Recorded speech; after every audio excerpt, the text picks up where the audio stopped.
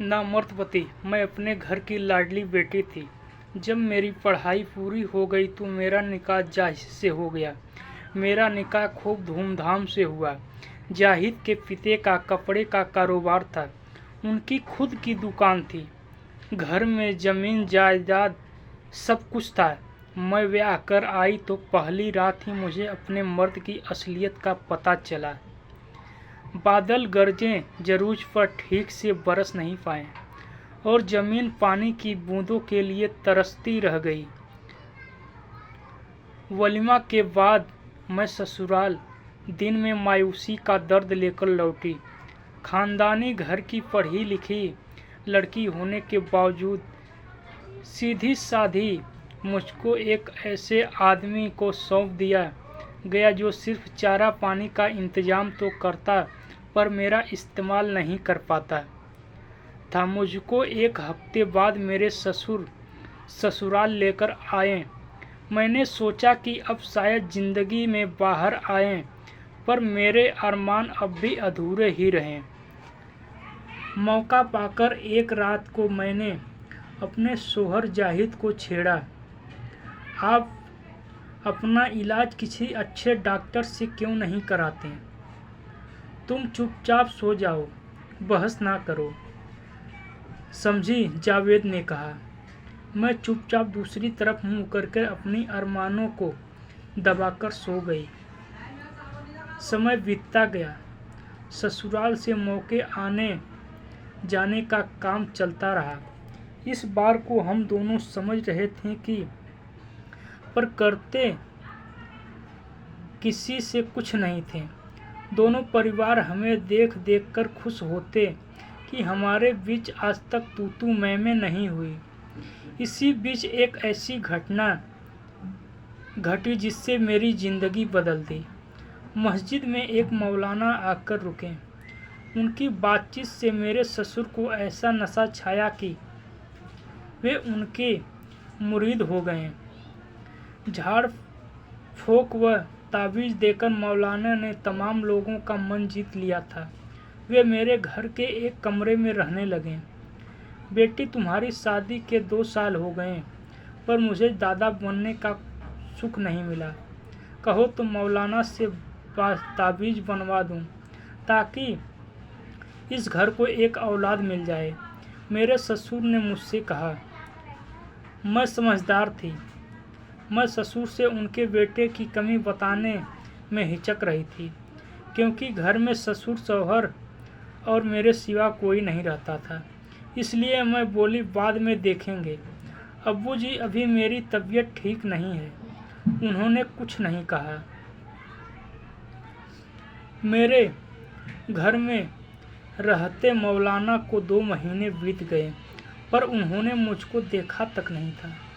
उनके लिए सुबह शाम का खाना खुद मेरे ससुर लाते थे।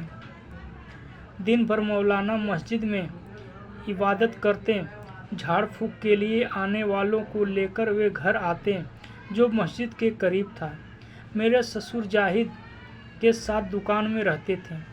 वे सिर्फ नमाज के वक्त घर या मस्जिद आते थे। मौलाना की कमाई खूब हो रही थी। इसी बहाने मेरे ससुर को कपड़ों की बिक्री भी बढ़ गई थी। वे भी जान से मौलाना को चाहते थे और उनकी बात नहीं टालते थे। एक दिन दोपहर के वक्त मौलाना घर आए और दरवाजे पर दस्तक दी। जी, कौन है? मैंने अंदर से ही पूछा। मैं मौलाना, पानी चाहिए। जी, अभी लाई। मैं पानी लेकर जैसे ही दरवाज़ा खोलकर बाहर निकली, मेरे जवां हुस्न को देखकर मौलाना के होश उड़ गए। लाजवाब हुस्न, मोहिनी सी आंखें, सफ़ेद रंग, मरमर सा जिस्म। मौलाना मुझको एकटक देखते रहे। वे पानी लेना भूल गए। जी, पानी, मैंने कहा। लाइए, मौलाना ने मुस्कुराते हुए कहा। पानी लेकर मौलाना अपने कमरे में लौट आए, पर दिल मेरे कदमों में देकर इधर मेरे दिल में पहली बार किसी पराये मर्द ने दस्तक दी। मौलाना अब कोई न कोई बहाना बनाकर मुझको आवाज़ देकर बुलाने लगे। इधर मैं भी राह ताकती कि कब मौलाना मुझे आवाज़ दें। एक दिन पानी लेने के बहाने मेरे हाथ मौलाना के हाथ से टकरा गया।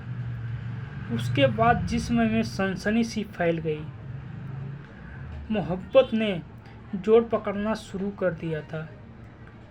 ऊपरी मन से मौलाना ने कहा, सुनो मियाँ हबीब, मैं कब तक तुम्हारा खाना मुफ्त में खाऊंगा। कल से मेरी जिम्मेदारी सब्जी लाने की। आखिर जैसा वह तुम्हारा बेटा वैसा मेरा भी बेटा हुआ।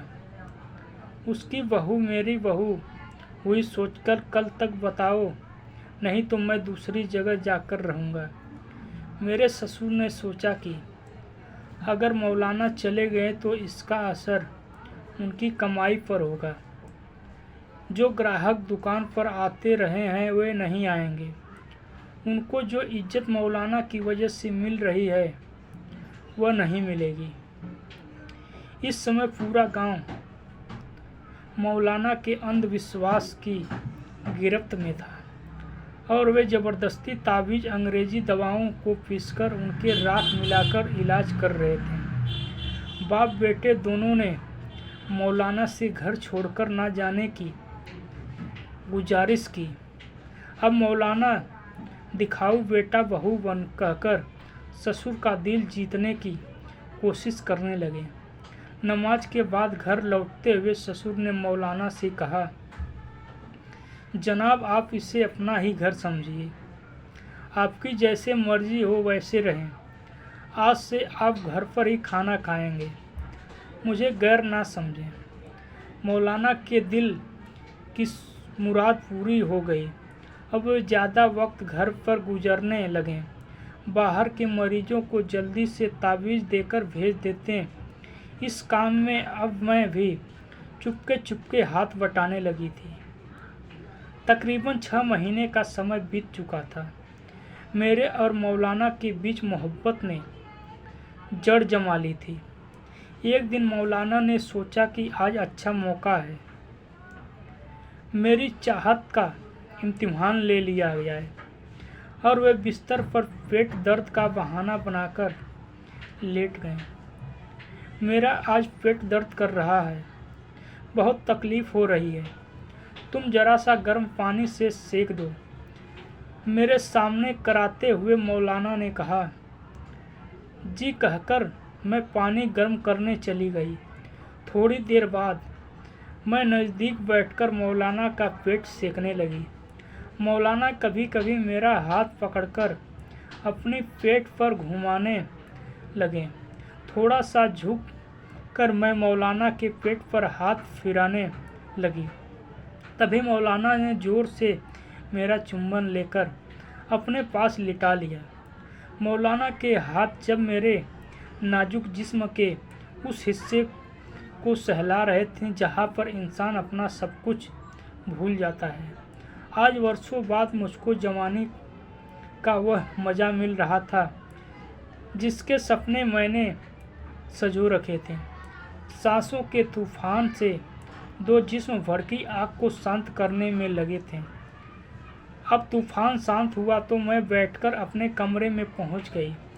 अब्बू, मुझे यकीन है कि मौलाना के ताबीज़ से ज़रूर कामयाबी मिलेगी। मैंने अपने ससुर से कहा। हाँ बेटी, मुझे भी यकीन है। अब मेरे ससुर काफ़ी मालदार हो गए थे।